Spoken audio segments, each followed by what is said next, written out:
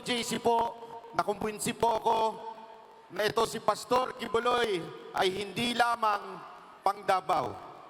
Dapat po talagang siyang maging senador dahil sa sobrang ganda ng ginawa niya sa kanyang community. Kaya po ako nandito, marami po sa atin nag-iisip na bakit si Pastor Kibuloy? Ano ba ang nagawa niyan?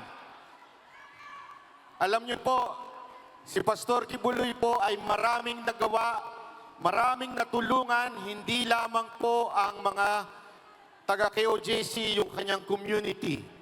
Pagpupuntahan niyo po sa Davao, makikita niyo yung napakalaking kingdom doon, pinakamalaki sa Pilipinas.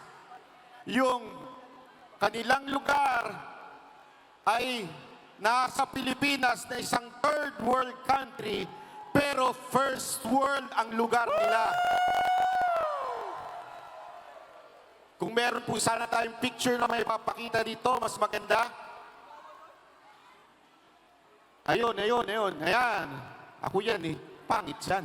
Huwag yan. Yung iba, yan. Kung makikita natin po ang mga ginawa ni Pastor, hindi lamang po yan. May Glory Mountain pa, Prayer Mountain, para po kayong nasa Japan sa sobrang ganda.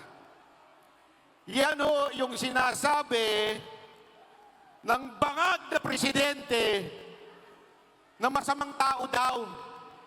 Paano isang puno mabubunga ng masama kung ito'y napakaganda, di ba? Yes! Nakakita po ba kayo ng isang mangga na bumunga ng bayabas? Malabo yun. Wala! O di kaya isang bayabas na puno, bumunga ng mangga? Wala! Kung may bungang maganda, sa tingin ninyo, ang pinuno nila ay hindi maganda, hindi magaling? Imposible po yun.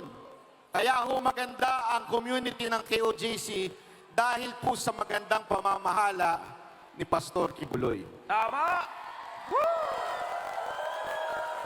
Kaya